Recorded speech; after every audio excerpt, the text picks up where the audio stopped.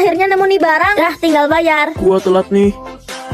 Mbak, kasir bayar. Kue duluan, Mbak. Ini uangnya. Gua duluan, Mbak. Lagi buru-buru nih. Hah? Gak bisa, gua duluan. Pokoknya gua duluan, Mbak. Nih, masnya duluan aja karena beli satu. Tuh kan, gua duluan. Ih, cowoknya belin. Bisa-bisanya gua ketemu cowok kayak gitu. Mau baca buku yang ini deh. Duh. Kalau jalan lihat-lihat dong. Lo punya mata kan? Lo lagi sial amat sih. Gua ketemu lo lagi. Gua juga sial, bukan lo doang. Ih, nyebelin banget sih itu cowok. Duh, gua lupa nggak bawa payung. Ada cowok reseh. Kasian gak bawa payung ya. Mau gua pinjemin.